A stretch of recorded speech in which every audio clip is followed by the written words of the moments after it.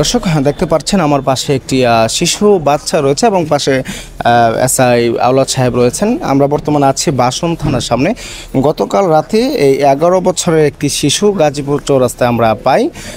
তার বাড়ি হচ্ছে বরিশাল বরগুনা জেলায় এবং আমরা পেয়ে এসআই আমতলী থানাধীন এক পর্যায়ে আমরা এসআই আওলাদ সাহেবের কাছে হস্তান্তর করলে উনি তদন্ত করে যে কোনোভাবে সেই আমতলী থানায় যোগাযোগ করে এই ছেলের গার্ডিয়ানকে এখানে আনতে সক্ষম হয়েছে আলহামদুলিল্লাহ।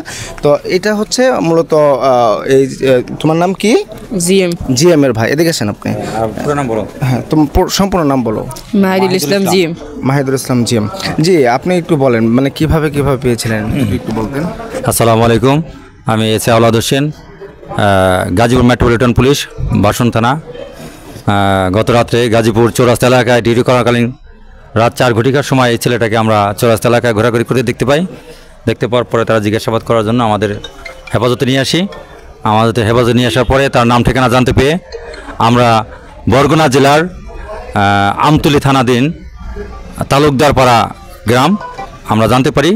আমরা এই বরগুনা জেলার আমতলী থানায় যোগাযোগ করার পর আমতলী থানা থেকে তাদের পরিবারের সাথে যোগাযোগ করে তাদের পরিবার থেকে এই ভিকটিমের ছোট ভাই না বড় ভাই নারায়ণগঞ্জ থাকে, ও নারায়ণগঞ্জ থেকে আমাদের থানায় আসে।